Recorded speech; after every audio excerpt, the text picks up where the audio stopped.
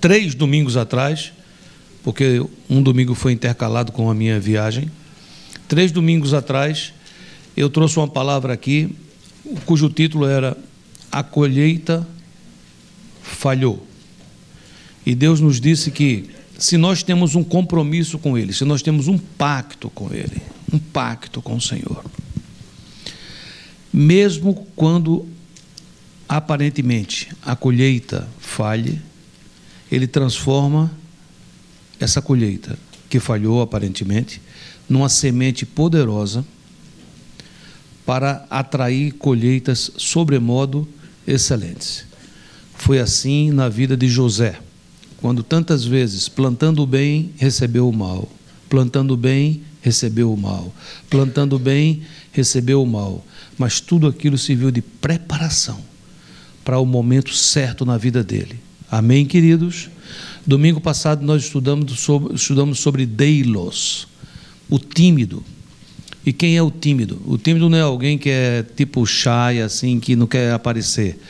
O tímido é alguém que muitas vezes segue a Jesus quando está começando um projeto, mas quando o projeto começa a dar certo, ele se apodera, ele começa a levar as coisas na força do braço, e aí o que acontece é que, quando dá errado, ele não clama a Deus, ele reclama ao Senhor, né? No caso, nós citamos aquele caso que Jesus estava dormindo no barco, né? Mas Jesus não tinha outra coisa a fazer, porque eles tinham tomado posse do barco, eles estavam fazendo tudo sozinho. Então Jesus disse: ok, se vocês sabem fazer, vou descansar. E o fato é que, quando eles deixam apenas de reclamar, mas entram em desespero e clamam e chamam Ele de Senhor, Ele se levanta e acalma o mar. Jesus ainda é o mesmo. Você está passando por alguma tormenta na sua vida? Jesus ainda é o mesmo que acalma a tempestade. Amém? Mas quando Abacuque prega, dizendo: ainda que a figueira não floresça, que a vide não dê seu fruto, que o produto da oliveira minta, ele está tendo um tipo de fé. Um tipo de fé. Quando aqueles homens entraram no barco, seguindo Jesus, eles tinham outro tipo de fé. Nós vamos entender isso daqui a pouco. Amém, queridos? Permitam que eu leia o texto base, para que a gente possa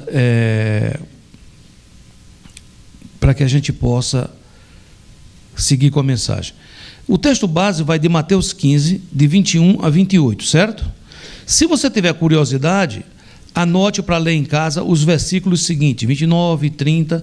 Você vai ver que aqui diz: partindo Jesus dali, retirou-se para os lados de Tiro e Sidom. Ou seja, Jesus estava indo para um lugar. Você vai ver no versículo 29 o que é que Jesus ia fazer. Jesus chegou nesse lugar, sentou-se e disseram que colocavam aos seus pés todos enfermos, e ele curou a todos. Vamos assim dizer com termos atuais: Jesus tinha um evento. Jesus estava indo para um lugar para estar ali recebendo os enfermos e curando a todos. Você sabe que Jesus começa o seu ministério basicamente é feito para os hebreus. Por quê? A Bíblia diz: veio para os que eram seus, aqueles que tinham aliança, a aliança de Abraão. Mas a Bíblia diz que os seus não o receberam. Mas aí ele deu poder para todo aquele que recebe e o aceita como Senhor, para ser filho de Deus. Amém, queridos? Então vamos entender essa sequência. Jesus estava indo para Tiro e Sidom, para atender a casa de Israel. Diga assim: a casa de Israel. Então Jesus tinha um compromisso. Jesus estava caminhando e tinha um compromisso. Versículo 22. Eis que uma mulher cananeia. O que é que significa isso? Era uma mulher que morava na Palestina e ela não pertencia à casa de Israel. Me acompanha? Eis que uma mulher cananeia que viera daquelas regiões clamava: Senhor, filho de Davi, tem compaixão de mim. Minha filha está horrivelmente endemoniada. Ele, porém, não lhe respondeu palavra. E os seus discípulos, aproximando-se, rogaram-lhe: despede-a, pois vem clamando atrás de nós. Mas Jesus respondeu: não fui enviado senão as ovelhas perdidas da casa de Israel. Ou seja, Jesus agora explica que tem um compromisso, e esse compromisso tem a ver com o envio dele. O envio principal de Jesus foi para as ovelhas perdidas da casa de Israel. Ela escuta isso. Isso é uma palavra que produz rejeição. Não sei se você entende o que eu estou dizendo. Vamos supor que eu chego num local, eu sou brasileiro, naturalizado americano, e eu chego num local e tem um culto e eu quero oração, e o pastor diz: eu não fui enviado senão para os americanos. É chato, verdade? Aí aqui está dizendo que quando Jesus faz isso, versículo 25, ela, porém, veio e o adorou, dizendo: Senhor, socorre-me. Então ele, respondendo, disse: não é bom tomar o pão dos filhos e lançá-lo aos cachorrinhos. Aqui o negócio ficou mesmo complicado, sim ou não? Aí olha só, ela contudo replicou: sim, Senhor, porém os cachorrinhos comem das migalhas que caem da mesa dos seus donos. Então lhe disse Jesus: ó mulher, grande é a tua fé, faça-se contigo como queres. E desde aquele momento sua filha ficou sã. Coloque sua mãozinha sobre essa palavra. Repita comigo, diga: Senhor, aqui é uma porção da tua palavra. Ela é viva, é eficaz. Envia teu Espírito para que a letra seja vivificada e se torne vida na minha vida, em nome de Jesus. Amém. Vamos voltar àquela explicação do começo. A fé que Abacuque estava demonstrando, que era: ainda que a figueira não floresça, ainda que a vide não dê seu fruto, ainda que não haja gado no curral, eu, contudo, em ti confiarei, pois sei que tu ainda vais me fazer andar altaneiramente. Essa fé é uma fé inabalável, sim ou não? O nome dessa fé é pistis, repita. É a fé que a gente encontra em Hebreus 11:1. Ora, a fé é a certeza de coisas que se esperam, a convicção de fatos que se não veem. Então, posso dizer que pistis é a fé incondicional, baseada na palavra de Deus, no que ouvi e aprendi. Não depende das circunstâncias. É assim: está na palavra do Senhor, eu creio. Está na palavra do Senhor, eu recebo. As circunstâncias dizem não, mas a palavra do Senhor disse sim, eu fico com a palavra do Senhor. Amém? Mas eu vou chegar lá e o que é que vai acontecer? O produto da oliveira vai mentir, a figueira não vai florescer. Eu continuo crendo.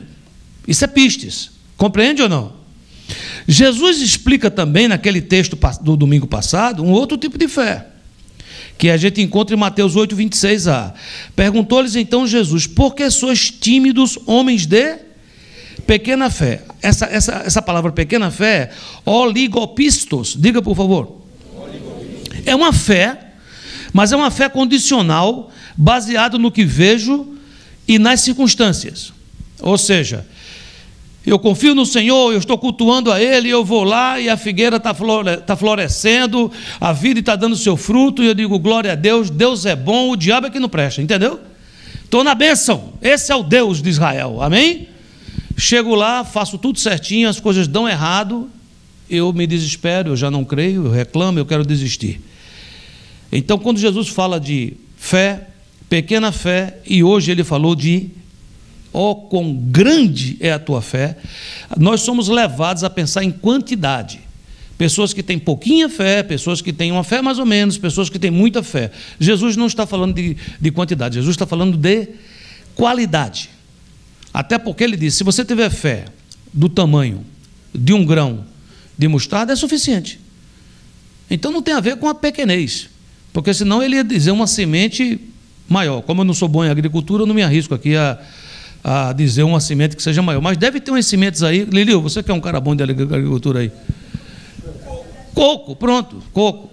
Ele podia dizer, sua fé se for igual uma semente de mostarda, não serve. Mas se for do tamanho de um coco, serve. Não, ele falou, se você tiver uma fé do tamanho de um grão de mostarda, está ok. O problema não é a quantidade, o problema é a qualidade. Tem uma hora que um homem procura Jesus, porque o seu filho também está endemoniado, e ele pede a Jesus que cure o seu filho. Ele diz, os seus discípulos tentaram, os seus discípulos não conseguiram, e ele fica naquela angústia. Jesus fala, você crê? Ele diz, eu creio. Em seguida ele diz, Senhor, ajuda a minha fé. Ele crê, mas ele está dizendo o seguinte, pode ser que no caminho eu balance, mas eu quero continuar crendo. Diga assim, eu creio. Pode ser que na caminhada eu estremeça, mas me ajuda, Senhor, porque eu quero continuar crendo.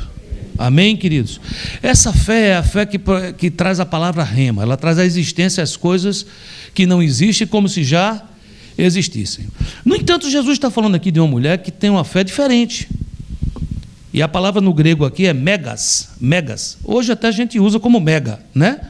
A palavra é megas pistis, que quer dizer o quê? É uma fé inabalável no que Deus é e pode fazer, mesmo que Ele não tenha prometido a mim diretamente. Você está aqui comigo, sim ou não? Jesus estava indo curar essa mulher? Não. Jesus estava indo para onde? Tiro e Sidom, onde ele foi curar e curou muitos enfermos. E o povo se maravilhou com ele. Mas essa mulher, ela entra no meio da bênção. Está me acompanhando, sim ou não? Ela entra no meio da bênção, ela pega uma carona, um carpool. Ela diz, eu estou sabendo que o senhor vai curar um povo ali, eu quero aqui no meio do caminho, eu entro nessa. O que é que a gente entende por isso? Isso que ele está dizendo chama-se megas pistis. Essa fé que diz assim, Deus prometeu a Abraão. E se você for falar com bons teólogos, eles vão dizer assim, estão pregando tudo errado. Estão pegando promessas que foram feitas a Abraão e estão dizendo à igreja que essa promessa é da igreja. Ora, realmente a promessa foi feita a Abraão. Mas se você tiver megas pistes, você toma posse da promessa que foi feita a Abraão. Você está entendendo? Sim ou não? Foi feita uma promessa a um carcereiro. Crê no Senhor Jesus e será salvo tu e a tua casa. Isso, na verdade, foi dito para aquele homem. Teologicamente, isso foi uma palavra dita para uma pessoa. Compreende ou não compreende? Mas se eu creio que Deus é capaz de liberar essa bênção na vida daquele homem, Deus é misericordioso e Ele pode liberar isso também na minha vida. Você me acompanha? Vamos considerar alguns pontos para a gente poder chegar lá e a gente poder desenvolver essa fé. Diga, eu quero, diga. Primeiro ponto, eu reconheço que tenho um problema e conheço muito bem quem pode resolver. Aquela mulher se aproxima e ela diz assim, Senhor, filho de Davi, tem compaixão de mim. Minha filha está horrivelmente endemoniada. Ela chama o problema pelo nome. Como era o nome do problema? Minha filha está mais ou menos endemoniada. Ela fica endemoniada, essa é uma besteirinha. É isso que ele estava falando? Não. Ela está o quê? Horrivelmente endemoniada. Então, duas coisas eu quero ter aqui como subponto. Primeiro lugar, é preciso que eu reconheça e é preciso que eu abra a minha vida. Porém, saiba para quem contar a sua luta. Muitas vezes as pessoas confundem as coisas. Jesus pregava às multidões. Orientou 70 homens para sair fazendo a obra. 12 andavam com ele. 3, ele estava sempre com eles mais perto. E tinha um chamado João que deitava no seu peito. Judas não tinha o mesmo entendimento que João. Ele não poderia conversar com Judas no mesmo nível que ele conversava com Pedro. Porque ele sabia o que Judas ia fazer. Ele dava a Judas a bolsa de dinheiro. Você diz, então como é que pode? É porque a bolsa de dinheiro é só dinheiro. Mas as chaves do reino, ele deu aos outros que tinham fé. Você entende o que eu estou dizendo, sim ou não? Que eram fiéis. Então essa mulher não procura qualquer um. Tinha uma multidão, ela podia dizer, um dos discípulos de Jesus aqui, vem cá, por favor, você anda com ele, ele já passou o poder para você, eu quero que você me ajude. Não, ela procura quem? Jesus. Ela sabe, e outra coisa, ela sabe quem é ele. Ela diz assim: Senhor, Senhor, filho de Davi. Ora, nem todo judeu sabia disso. Sabe o que significa a expressão filho de Davi? Era aquele que havia de vir. Era o reconhecimento que ele era o Messias. E ela começa com uma palavra que em grego é Kyrios. Diga essa palavra. Kyrios não é como a gente hoje fala Senhor, como se fosse Senhor, Senhor Joaquim Costa, que isso é um sinônimo de tratamento. Senhor naquela época, Kyrios, significava alguém que tinha poder absoluto. Quando um César dizia uma palavra para os romanos, para aqueles que estavam embaixo do seu jugo, ele era Kyrios. Não podia ser contestada essa palavra. Essa palavra não era dita para qualquer um. E ela usa essa palavra para quem? Para o filho de Davi. Então ela sabia com quem está falando. Eu tenho uma primeira pergunta para fazer a você, não responda para mim. Responda no seu coração. Você sabe quem é seu Deus?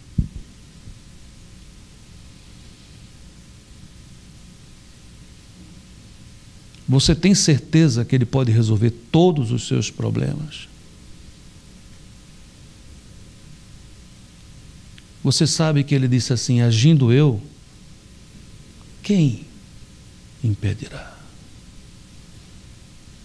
Você sabe que algumas vezes na Bíblia foi dito assim: haverá alguma coisa difícil demais para Deus? Será que haverá alguma coisa difícil demais para Deus? Às vezes a gente se encontra num buraco profundo, mas não é tão profundo que a mão de Deus não possa nos alcançar. Quem é o teu Deus? Quem é o nosso Deus? Onde é que a gente tem colocado a nossa confiança? Ela sabia quem era ele, ela agarrou-se a ele. Você entende o que eu estou falando, sim ou não? A outra coisa importante, nesse encontro ela não ameniza o problema e nem nega. Ela diz: minha filha está o quê? Horrivelmente endemoniada. Talvez esse seja o grande empecilho de recebermos o favor de Deus, é não declararmos nossa real situação. Porque é difícil, não é fácil. Uma mãe chegar para Jesus e dizer: a minha filha está horrivelmente endemoniada, não é fácil dizer isso. É fácil dizer isso? Não é uma coisa fácil. Às vezes tem algumas coisas que é um pouco vergonhoso falar. E eu digo mais, seria vergonhoso e desastroso se ela saísse contando isso para qualquer pessoa. Mas ela fala isso para aquele que pode resolver. Você entende o que eu estou dizendo? Ela fala isso para aquele que pode agarrar a sua causa, que ele é o advogado por excelência, aquele que está à direita do Pai e ele advoga por nós. Amém, queridos? Segunda coisa importante, anote aí: perseverar até receber a resposta. Mateus 15, 22, e eis que uma mulher cananeia que viera daquelas regiões clamava: Senhor, Senhor, filho de Davi, tem compaixão de mim, minha filha está horrivelmente endemoniada. Ele, porém, não lhe respondeu palavra. E os seus discípulos, aproximando-se, rogaram-lhe: despede-a, pois vem clamando atrás de nós. Ela parou. Jesus dizia não, e ela o adorava. Jesus dizia: eu estou ocupado, e ela continuava chamando ele de Messias, filho de Davi, Cristo. Ele chegou e disse: olha, não é bom que tire as coisas dos filhos para dar aos cachorrinhos. Ela disse: tá bom para mim, eu quero, eu desejo, eu persevero na luta. Sabe, queridos, tem certas coisas, ouça bem o que eu vou dizer: Deus é poderoso para curar todas as suas enfermidades agora.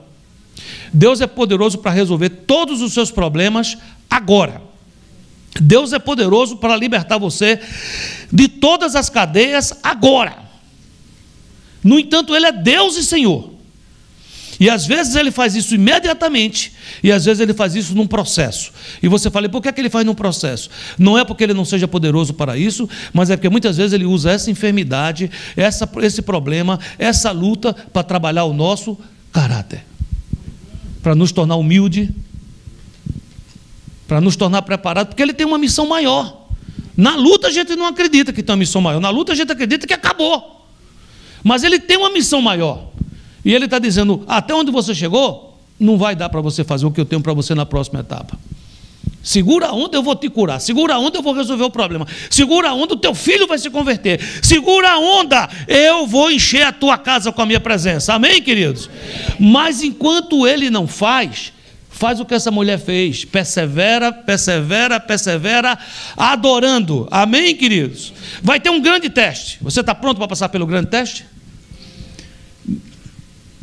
O grande teste é assim, preste atenção. Meu amado filho, você me quer ou só quer o que eu tenho para te dar? Você tem um quadradinho com você no boletim, não tem?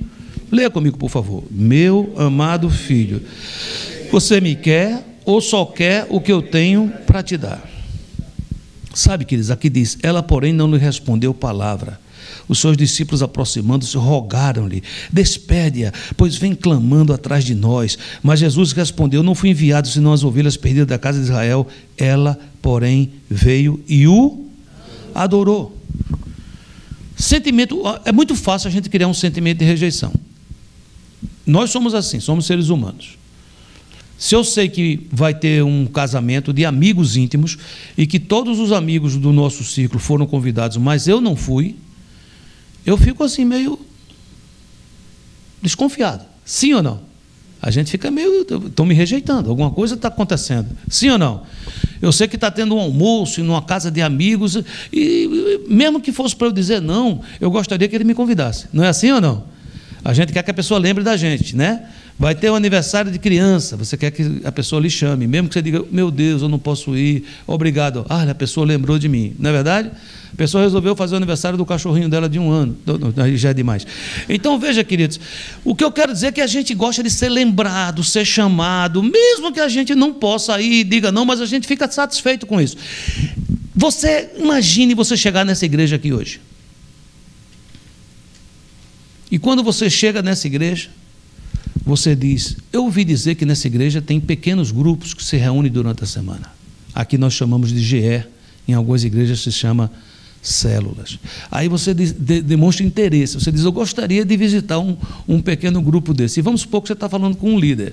Ele ia olhar para você e falar assim, lamentavelmente meu grupo está fechado, eu não posso lhe receber. A pessoa, o que é que você acha que ela sente? Eu acho que é capaz de ser a primeira e última vez que ela passa por aqui. Sim ou não?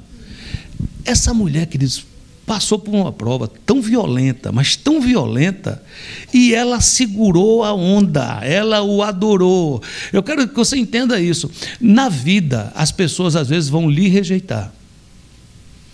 Olha o que é que a Bíblia diz. É possível que uma mãe que amamenta esqueça do seu filho? Por que Deus está dizendo isso? Porque eu já ouvi falar, as mulheres que amamentaram, que é preciso amamentar para dar uma aliviada nos seios, porque chega a um ponto que dói. É verdade? As mulheres que amamentaram, me ajudem aí. Pronto. Então ele está dizendo que a mãe não se esquece de amamentar, até porque a dor faz ela lembrar, e fora que a criança deve abrir o berreiro, chorar. Sim ou não? Mas ele diz assim, contudo, se tua mãe te esquecer, eu não me esquecerei de ti. O que ele está dizendo assim, pode ser que alguém te rejeite, aquela pessoa que você jamais esperava uma rejeição. Pode ser que alguém te abandone no momento que você mais precisa. Mas ele está dizendo assim, eu jamais te abandonarei. Se nós passarmos por esse grande teste, nós vamos receber dele coisas incríveis. Você está aqui ou não? Quarto ponto, entender que quando Deus parece em silêncio, Ele quer chamar a nossa atenção para algo importante. Quando Deus parece que não vai responder a nossa oração, não é que Ele não quer. Deus é um Pai bondoso. Deus gosta de responder a oração. Deus gosta de nos ajudar. Quantos aqui têm filhos? Levanta a mão. Agora, quantos aqui amam seus filhos? Levanta as duas mãos. Pronto. Olhe para mim. Quando o seu filho está com fome e você dá uma comida e você vê que ele está feliz, você não fica feliz? Não é verdade? Você fica alegre. Quando você pode oferecer para ele algo que você sabe que ele vai ficar contente, você se alegra na alegria dele, sim ou não? Agora imagine, ele diz assim, vocês que são maus, e não sou eu que estou dizendo não, tá? É Deus. Eu estou incluído nesses que são maus. Ele diz, vocês que são maus, sabem dar boas coisas a vossos filhos. Imagine o vosso Pai que está nos céus. Então esse é o grande teste, é entender o seguinte, eu preciso me apaixonar por Deus. As coisas que Ele vai me dar virão como consequência. Diga assim, eu preciso me apaixonar por Jesus. Eu tenho necessidades, elas serão supridas. Amém, queridos? Quarto ponto, eu já disse a você, que ele quer chamar a nossa atenção. A grande pergunta aqui é, por que Jesus fez isto? Por que Jesus tratou essa mulher tão mal? Pelo menos na minha concepção, ele tratou ela mal, sim ou não? Você vai entender depois que Jesus não a tratou mal. Jesus queria provocar algo no interior dela. Se ela chegasse e Jesus rapidamente tivesse curado a filha dela, talvez ela não tivesse recebido a grande cura da sua alma. Jesus queria provocar algo no interior. Vamos entender um pouco do caráter do nosso Deus. Você está aqui comigo, sim ou não? Amós 4:6. Também vos deixei de dentes limpos. Deixar de dentes limpos é uma expressão para dizer que a pessoa ficou sem comida, sem ter o que comer. Também vos deixei de dentes limpos em todas as vossas cidades, e com falta de pão em todos os vossos lugares, contudo não vos convertestes a mim, diz o Senhor. Deus literalmente está dizendo que permitiu que o seu povo passasse por necessidades, porque Ele queria o coração deles. Eles buscavam o Senhor porque o estômago sentia falta de alimento, e Ele queria ser buscado porque o coração sentia falta dele. Ele está dizendo assim, eu permiti que vocês passassem fome, eu permiti que a sua colheita não fosse abundante, porque eu queria que vocês se voltassem para mim, eu queria que vocês se voltassem para mim. Agora veja mais, é versículo 6, versículo 7, além disso, retive de vós a chuva 3 meses antes da ceifa ou da colheita, e fiz chover sobre uma cidade e sobre a outra não.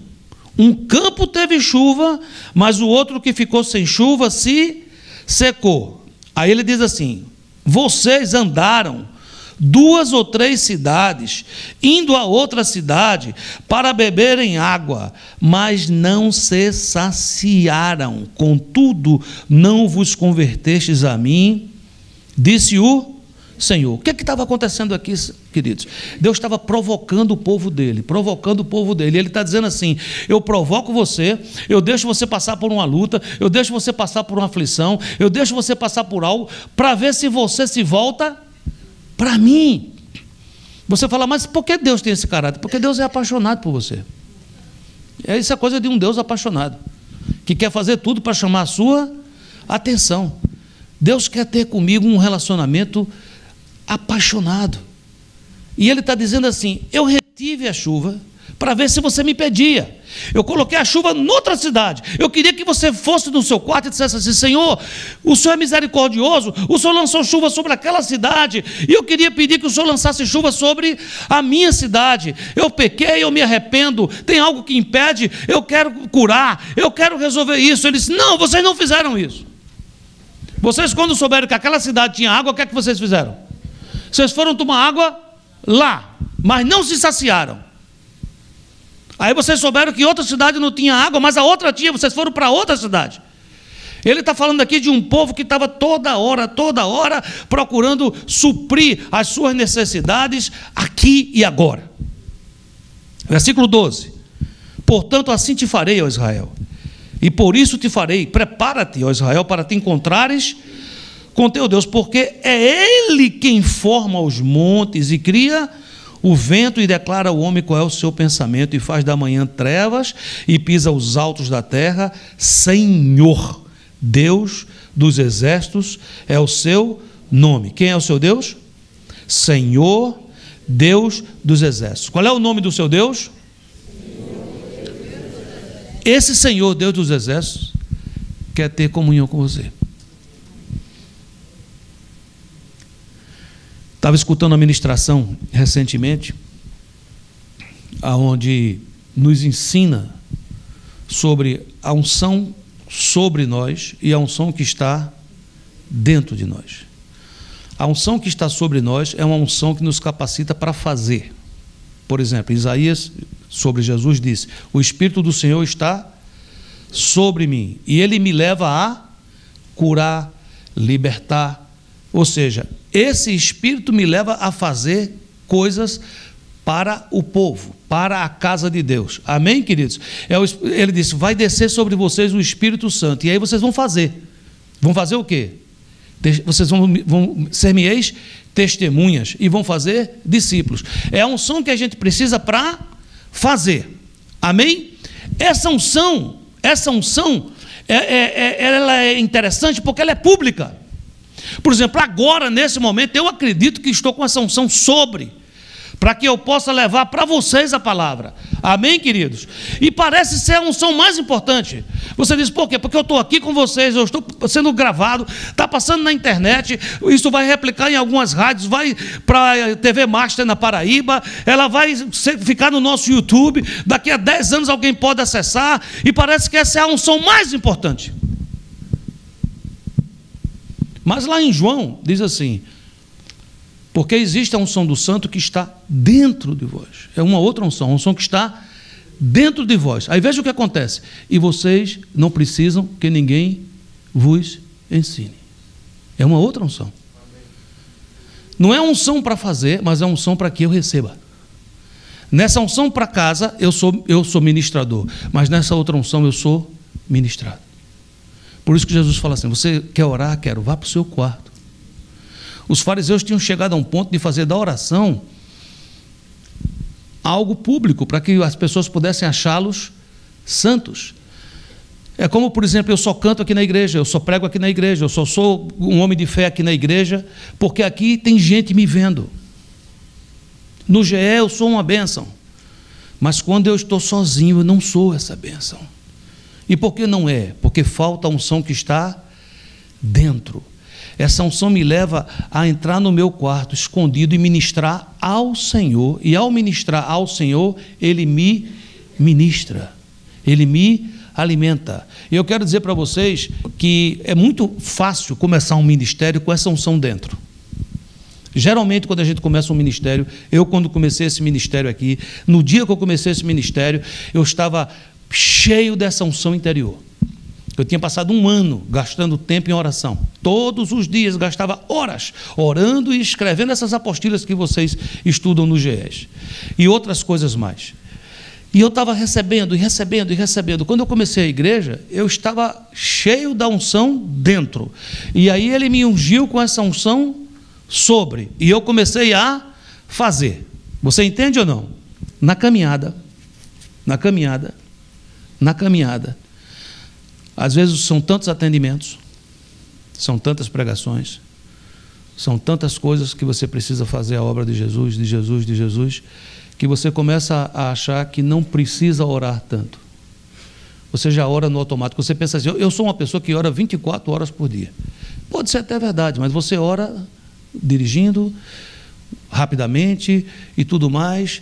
E eu quero dizer a vocês que às vezes, e eu quero pedir perdão a Deus e à igreja por isso, às vezes eu relaxei com essa vida de oração pessoal, porque eu estava recebendo a unção sobre, eu estava ministrando, mas faltava tempo para entrar ali. Me lembro quando começamos aqui 40 dias de oração. Os últimos 5 dias, Deus me pediu para entrar no meu quarto e não falar com ninguém. Eu fiz jejum de palavras. Eu só tinha direito de falar à noite, quando minha esposa me pegava e eu ia para a igreja para dar uma palavra. E eu passava o dia tomando mais ou menos água ou algum líquido. Era isso que eu fazia. E eu chegava na igreja, eu não estava nem preocupado se tinha uma pessoa ou se tinha casa cheia, se iam receber ou se não iam receber. Eu estava lá só para dizer o que foi que Ele falou comigo durante o dia. Você está me entendendo, sim ou não? A igreja foi crescendo. Muitas igrejas foram abertas. Hoje em dia eu cubro aqui a igreja espanhol. Eu cubro também a igreja brasileira.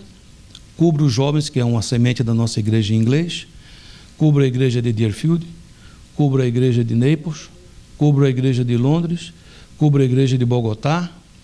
Numa outra cobertura, cubro a igreja do pastor Roberto Gonçalves, no Rio de Janeiro, do pastor Ademir, em Lausanne Paulista, em Diadema, do pastor, esqueço o sobrenome dele agora aqui, Carbonella, uma coisa assim, num nível mais para baixo. Cubro a vida de alguns irmãos, como o pastor Eric de Santos e outros tantos. E outros mais na fila, querendo que eu cubra. E eu tenho uma unção sobre para fazer isso. Você está me entendendo, sim ou não? Aí eu acumulo a função de pastor da igreja brasileira, pastor local. E eu trabalho aqui dando atendimento. E também eu dou uma olhada no staff da igreja para ver como é que estão as organizações de todas as coisas. E procuro saber todos os eventos que estão aqui. E estou em muitos grupos do WhatsApp para ver como é que está o andamento da igreja. Você entende o que eu estou falando, sim ou não? Não parece que está uma bênção? Mas Deus tem me falado nos últimos dias. Estou com saudade de você.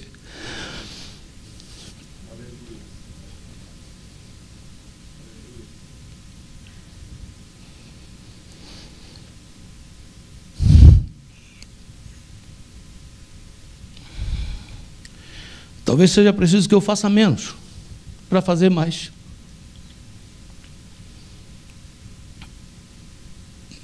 E eu quero que vocês também façam assim.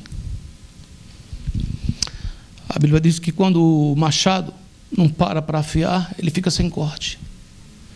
E o esforço para cortar é muito maior.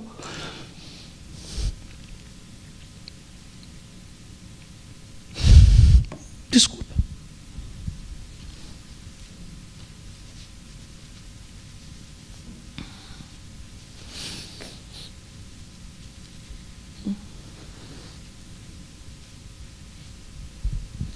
Eu não quero ser negligente com a obra que Deus me deu. Mas eu sei que se não for Ele, eu não conseguirei fazer essa obra. Não é pela muita força, não é pelo muito esforço, porque eu vou começar a sentir que estou falhando aqui, estou falhando ali, estou falhando ali.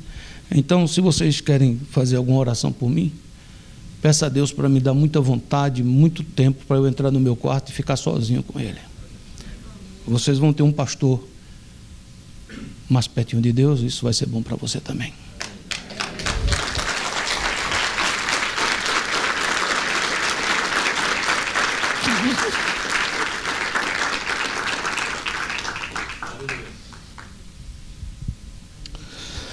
Vamos lá. Amém. Quinto ponto. Vencedor de qualquer sentimento de rejeição. Então ele respondendo disse: não é bom tomar o pão dos filhos e lançá-lo aos cachorrinhos.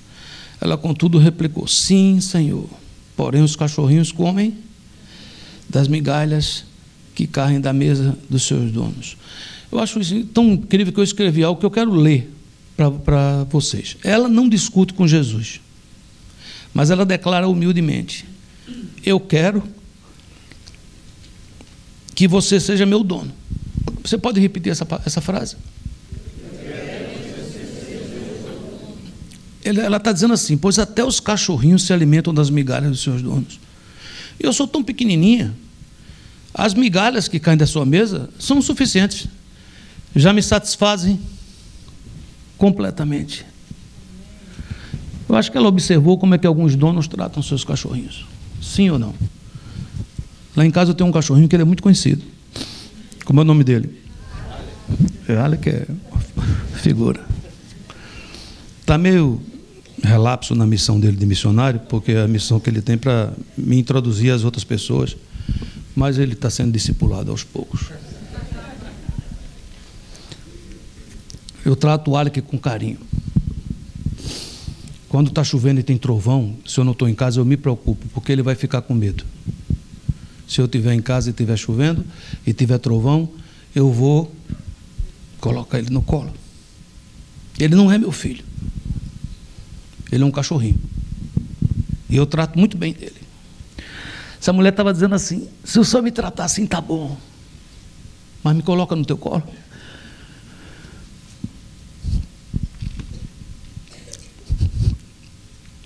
Sabe, queridos, o que Jesus está dizendo é que não existe fé como essa. Essa é uma fé inabalável, essa é uma fé que recebe as promessas que foram prometidas para ela, e essa é uma fé que se atreve a tomar e entrar no meio de promessas feitas para outra pessoa. Você quer ter seu casamento restaurado de verdade mesmo, de verdade? Ou você está assim, tipo, não sei. Você quer ter sua saúde restaurada de verdade? Você quer ter seu ministério restaurado de verdade? Qualquer coisa que você acha que tenha sido roubado, você quer ser restituído de verdade. Deus é poderoso para começar um processo hoje, na minha e na sua vida. Mas é preciso que a gente reconheça, saiba quem é Ele. Saiba quem é Ele. E a gente reconheça. Aquela mulher dizia: minha filha está horrivelmente endemoniada. E no meio do caminho ela esqueceu disso. Ela disse assim: eu quero me alimentar das tuas migalhas. Eu sei que a minha filha terrivelmente endemoniada é um problema que você pode resolver, mas eu ficando aqui embaixo da mesa, eu estou contente. E ela foi perseverante até ela escutar assim, olha a frase que ela escuta: faça-se contigo como queres. Você tem um desejo no seu coração? Você tem um pedido para fazer a Jesus? Você gostaria que ele dissesse assim: faça-se contigo como queres? Então, vamos ficar de pé e vem aqui para frente, vem para o colo dele. Vem para o colo dele, vamos orar junto aqui. Vamos falar com Jesus. Eu quero dar uma palavra à igreja, glorificar o nome do meu Senhor. Porque ninguém conhece esse homem de Deus mais do que eu aqui nesse lugar e nem em outro lugar. São 40 anos juntos. Vi ele errar, vi ele falhar, mas eu alegro meu coração com o meu Senhor de ver o amor dele por Jesus. Me sinto honrada de andar junto com ele. É um homem que falha, mas é um homem que tem uma aliança com Deus profunda. Eu já vi muitas vezes ele entrar naquele quarto e adorar o Senhor. Ele continua a fazer isso, mas o Senhor tem chamado ele para mais perto, e eu vou estar junto com ele nesse lugar. E eu me alegro com o que vai acontecer nessa igreja nesses próximos dias, e eu quero que você ande junto conosco, porque Deus tem um projeto maravilhoso para essa próxima etapa, e eu quero estar nele. E eu quero ser como um incenso diante dele. Que as nossas vidas, meu bem, sejam queimadas diante do Senhor, como um cheiro agradável, oh meu rei. Porque um dia tudo isso aqui vai acabar e nós vamos voltar para casa. E vai ser muito bom. E o meu clamor é que você também aproveite esse tempo que Deus vai fazer coisas grandes dentro da gente primeiro e depois ao nosso redor. Que Deus abençoe. Me sinto muito feliz de andar com você, homem de Deus. Te amo.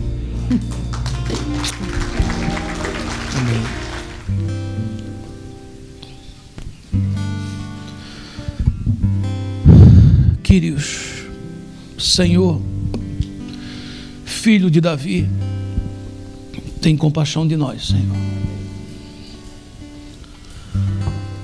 Quero pedir perdão, Senhor.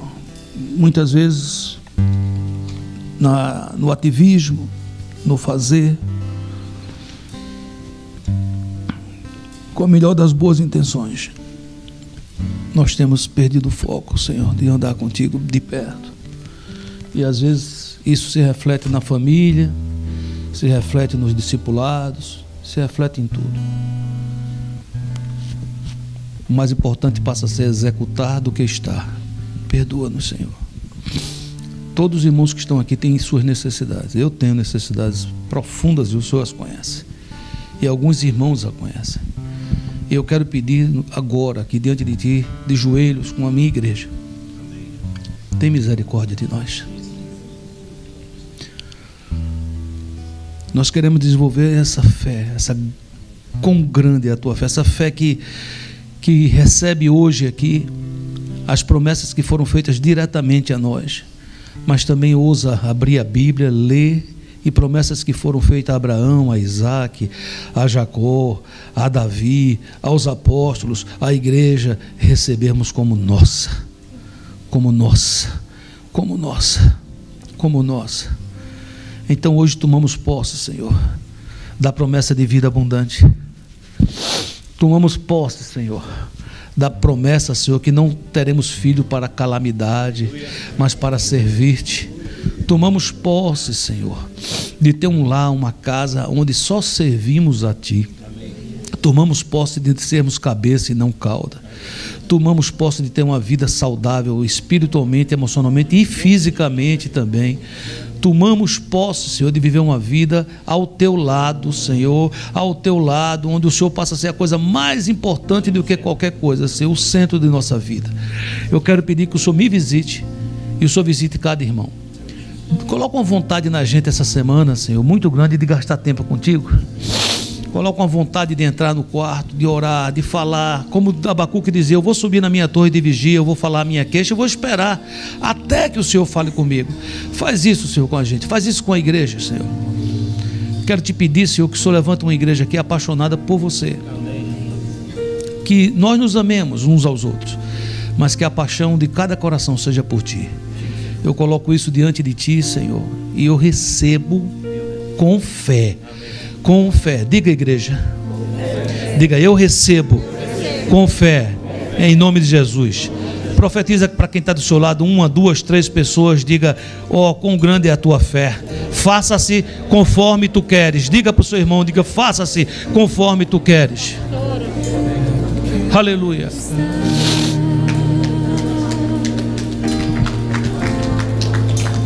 Junto aos teus pés.